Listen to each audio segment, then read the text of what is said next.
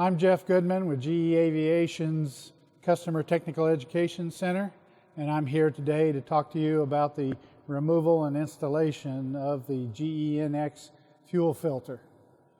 Here's the entire assembly, and we'll be concentrating on a couple of key issues when removing and installing the filter.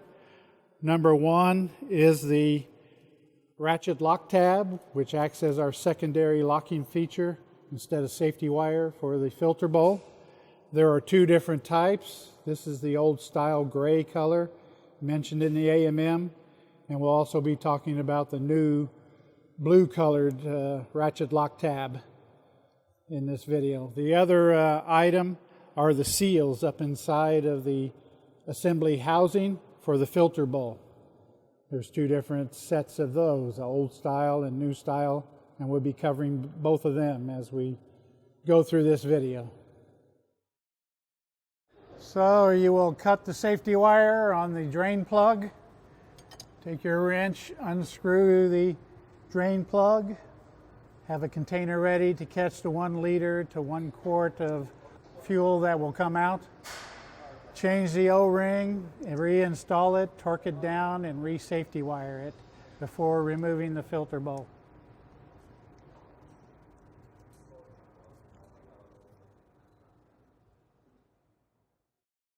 Of the two ratchet lock tabs, the one that's gray in color is the older style. It's spring-loaded to the closed position, and using your finger, you must hold it in the open position all the time as you remove the filter bowl. So we put our wrench on, reach up there, disengage the gray colored ratchet lock tab, and then using the wrench, we unscrew it.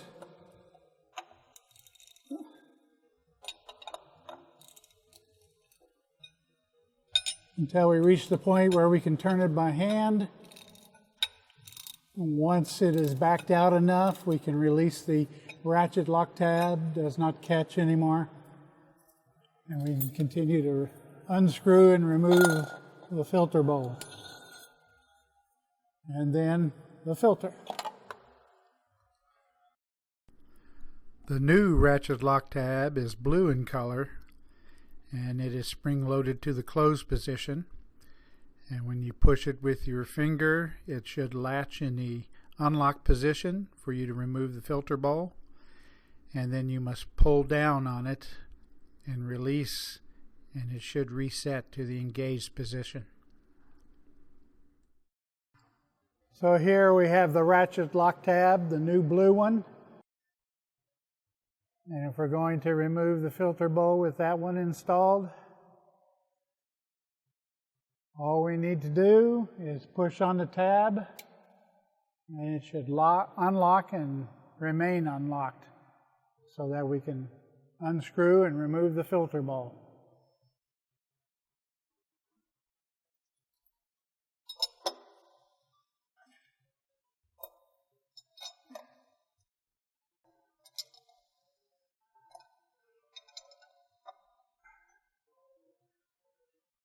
At the point that we are now, the ratchet lock tab will not engage anymore.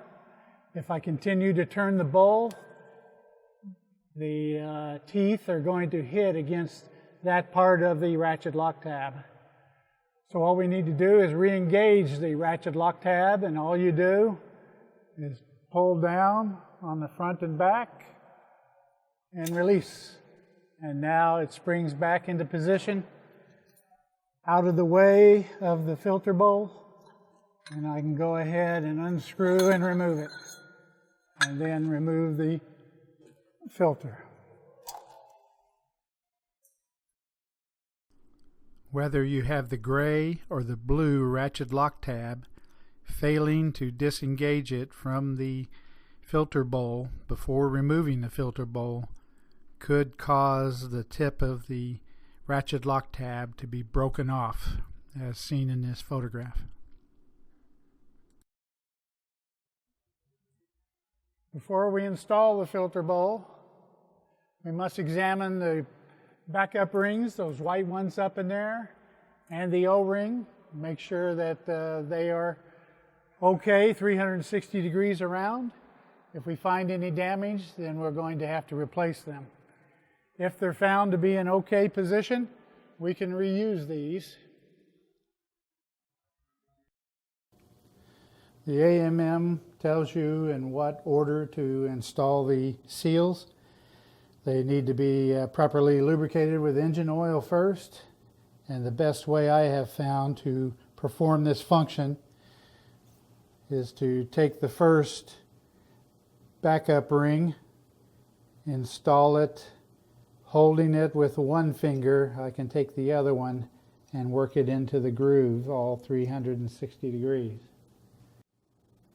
Next, you'll install the preform packing, again using one finger to hold it into position while I use the other hand to slide it into position into the groove.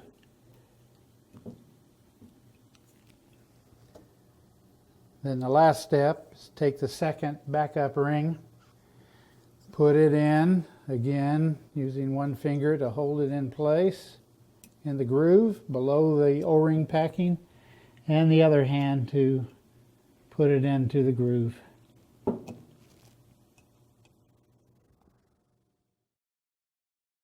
Once you have installed the old style backup rings with the scarf cut, we must now look in the AMM and make sure that the overlap and cut of the backup rings is acceptable.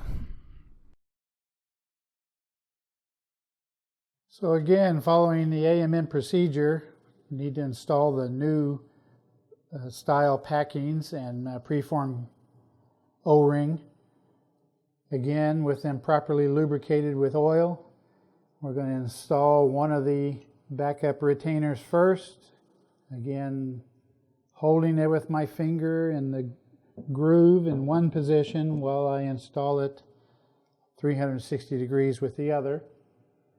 And then we will take the preform packing, again putting it into the bottom, holding it with one hand while using the other hand to fully seat it.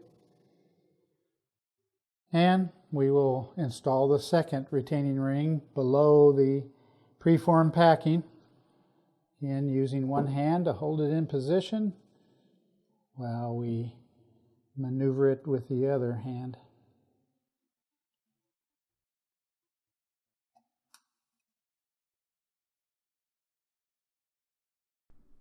The removed fuel filter is disposable and not cleanable, so we must always replace it with a new filter. With the fuel filter, we'll need to install the preform packings on it as well. The preform packings come with it, and after you've put engine oil on them, as the manual calls for, we will install the one at the one end into the groove. And then we will need to install the smaller preform packing in the opposite end into the groove.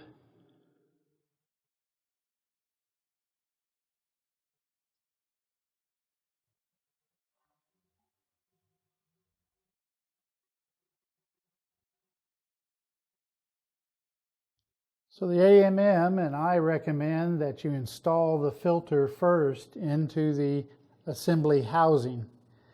With it well lubricated, both the preform packing and the land inside of the housing. We'll install it up in there, working it into position till it's fully seated. Now we can go ahead and install the filter bowl. When we install the filter bowl, we want to make sure that we do not exceed the AMM limit on the amount of torque that we can apply to the filter bowl.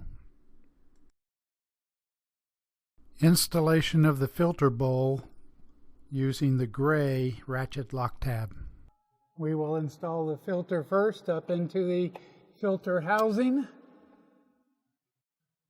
till it is seated. And now we will install our filter bowl over that, threading it on as far as we can by hand. And you'll see as the ratchet lock tab starts to engage, tapping out of the way.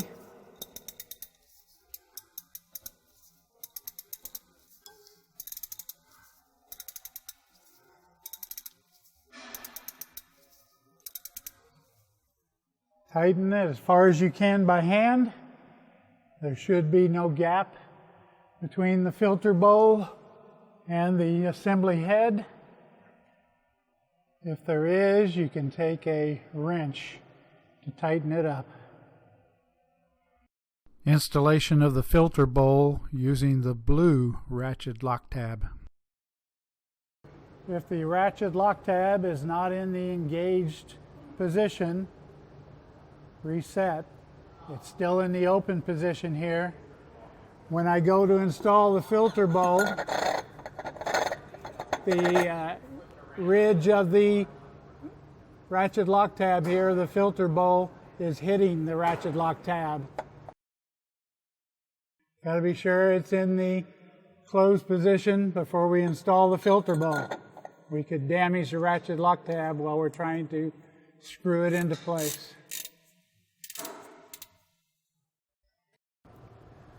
A lot of times when you go to install the filter, especially if you have new seals and backup rings, there's going to be a big gap up there at the top between the filter bowl and the assembly.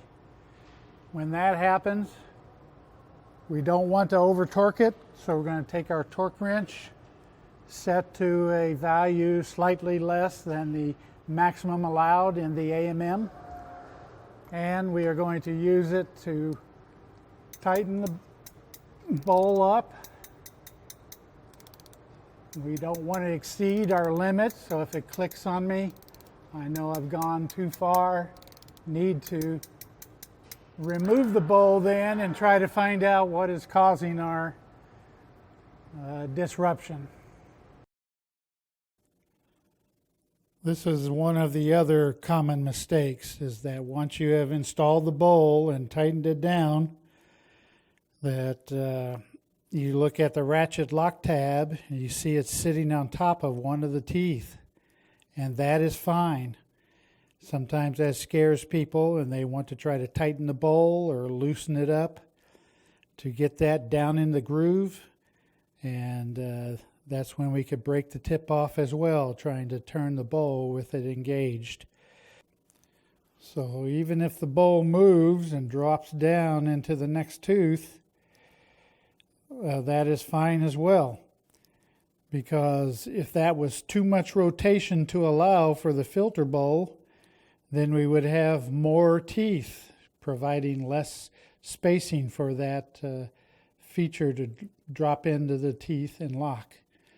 So once you've installed it, tight, as the AMM says, walk away. Don't worry about where that tooth is engaged. Thanks for watching this video on the fuel filter removal and installation of the GEnx. We'll see you next time.